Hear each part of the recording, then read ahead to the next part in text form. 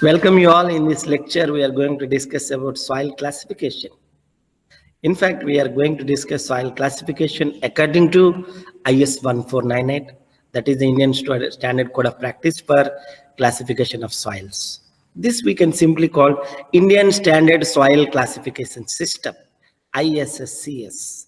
As per ISSCS, we have 18 groups of soils. I will show you. Here you see we have 18 groups as per IS soil classification. IS means Indian Standard. So here you see soils are categorized into 18 groups as per ISCS. So in fact, you see soil either organic or inorganic. And sometimes we may see highly organic soils. So our Indian Standard considered a highly organic soil as a separate group. Now coming to organic or inorganic soil. Here you see, we have two types of soil. Soil may be either organic or inorganic. Basically, based on particle size, the soils are categorized into coarse-grained soils and fine-grained soil. So this is the basic idea I'm telling you. So within coarse-grained soil, we have two types of soils. One is gravel and another one is sand. So someone is very much interested to know what do you mean by gravel? If more than 50% of the soil retained on 4.75 mm sieve, then it is called gravel. So next, someone is very much interested to know what do you mean by sand? If more than 50% of the fraction of the soil passed through 4.75 mm sieve and is retained on 75 micron sieve is called sand. So now somebody is interested to know what do you mean by fine-grained soil? If more than 50% of the soil passed through 75 micron sieve, that is the least available sieve in our laboratory, then it is fine-grained soil. But now the discussion is how to classify silt and clay. We will discuss in the in next few seconds. We are going to discuss how to differentiate silt and clay by using plasticity chart. So now here you see, we already mentioned here coarse-grained soils are divided into gravel and sand. Again, within gravel we have four varieties, four groups. Within sand we have four groups. So no doubt in mathematics, 4 plus 4 is equal to 8. 4 plus 4 is equal to 8. Now 8 plus 1 is 9. So we have 9 fine-grained soil. So 8 plus 1 plus 9 is equal to 18. So that's the story of 18 groups of soils in Indian Standard Soil Classification. Now let me tell you, gravel, if it is a pure gravel, I want to use this word pure gravel, or I can call clean gravel. So if the presence of fines in gravel is less than 5%, then we can call it as a clean gravel. There are two types of clean gravels. One is well-graded gravel, another one is poorly graded. So now it is a very interesting discussion how to identify whether it is well-graded or poorly graded. This can be possible by, as I discussed in my previous lecture, by plotting grain size distribution curve. It is a curve between drawn between percentage passing versus particle size. In fact, particle size on logarithmic scale. Then try to get D10, D30, D60. From that, calculate CU, uniformity coefficient, D60 by D10. CC, D30 by D60 into D10. If CU greater than 4 and CC 1 to 3, then is it well graded. If any of condition is not satisfied, then it is poorly graded. This is the story of gravel. Now, somebody is very much interested. If fines are more than 12%, so they are dirty gravels, they are not clean gravels. They are dirty gravels. Dirty means whether it is maybe a clay gravel or silty gravel. I use it to. That's why you always remember the symbol used for silt is M. So now we have clay gravel and silty gravel. I will explain how to identify silt or whether clay by using plasticity chart. At this juncture, don't worry about whether it is GC, how to identify, how to differentiate GC and GM. But whenever the fines within the coarse-grained soil is more than 12%, then you realize that it may be either GC or GM. So I have four groups of gravel. In similar lines, I can tell you there are four groups of sand. Once again, I tell you, if fines are less than 5%, they are clean sand. Clean sand. It may be SW or SP. Well-graded sand or poorly graded sand.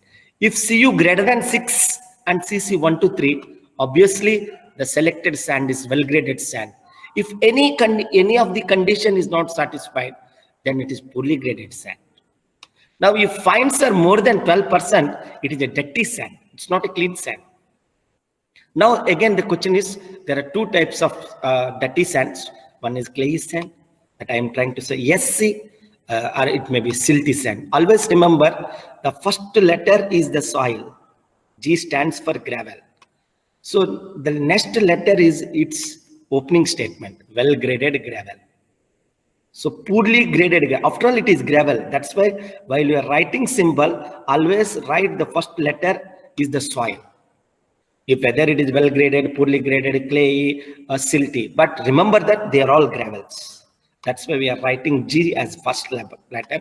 This is the linguistics of soils. Try to understand the way you are learning the language of soils. GW. I'm telling grammar of the soil classification. GW, GP, GC, GM. Similarly, SW, SP, SC, SM. No need to surprise. I have 4 plus 4. 4 gravels, 4 sands. So our statement now remains same. We have 8 groups of coarse grained soils. Now, with the same interest and enthusiasm, let us proceed now how to discuss about how to classify fine grained soils. As we discussed just now, there are 9 groups of fine grained soils. So then our story has become 8 plus 9 plus 1, it become 18. Now let me explain now. This is the plasticity chart used for classification of fine-grained soils. See, there are 9 groups of fine-grained soils. We already understood that. See, to determine whether a selected fine-grained soil is either silt or clay, this can be possible by drawing plasticity chart. Let me explain you what is the meaning of plasticity chart. Here you see we have y-axis, plasticity index. We all know in my previous lecture, we discussed plasticity index is equal to liquid limit minus plastic limit. On x-axis, select liquid limit. So now what I'm trying to tell you, here you see, I'm drawing a line, then the name of the line is A line.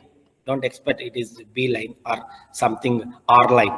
A line means the person who invented this chart, Arthur Casagrande, that's why it is A.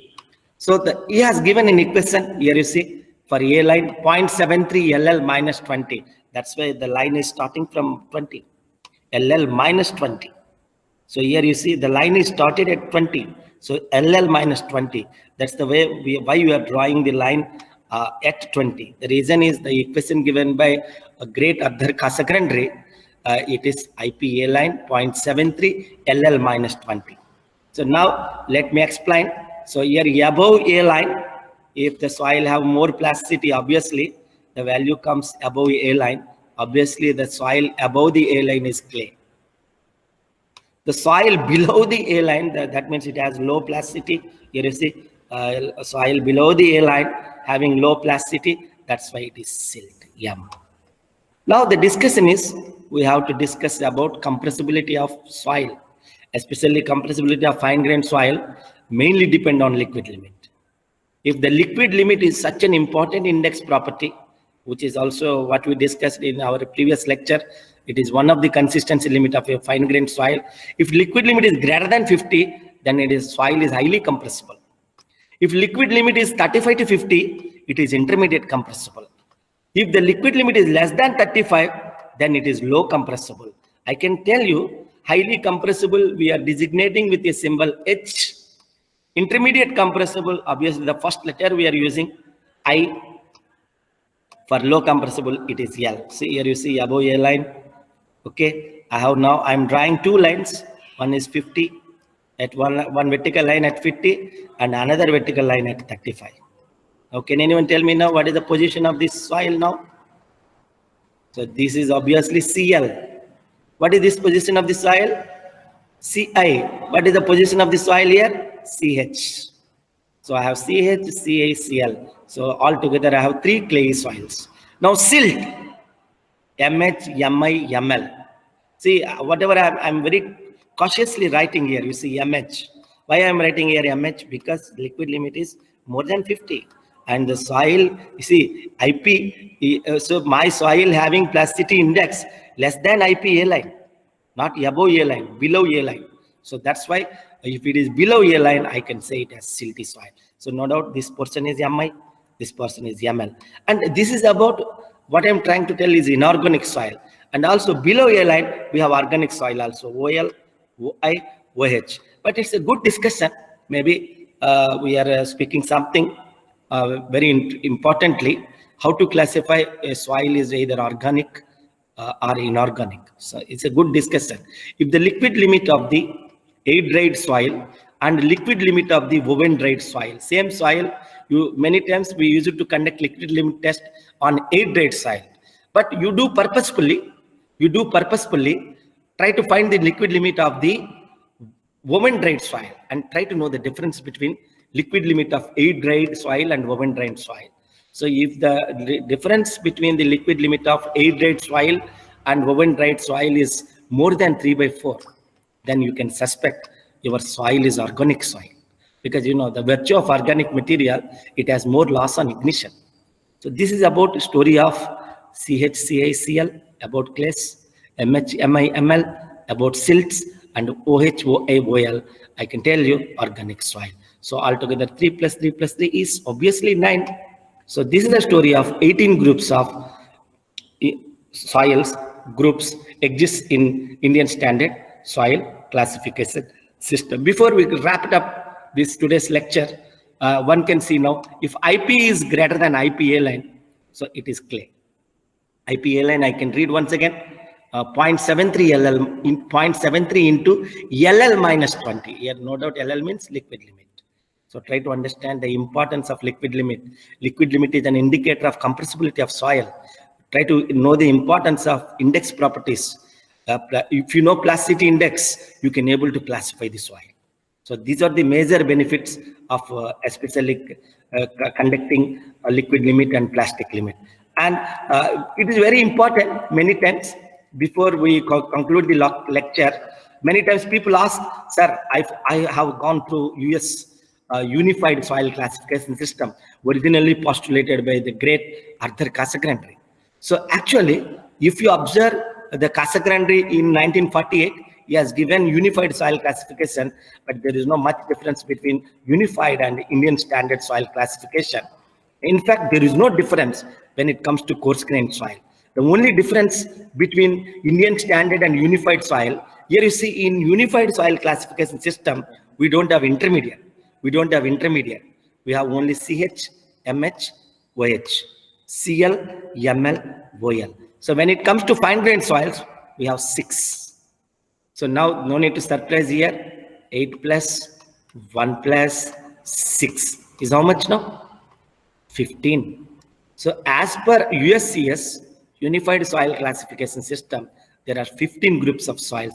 There is nothing like intermediate compressible in Unified Soil Classification. As you see, in our Indian Standard, we have one more line at 35. But if you observe, here is I can erase also. So if you observe here, so we don't have intermediate. That's why 18 minus 3 is equal to 15. So with this, we are trying to understand broad sense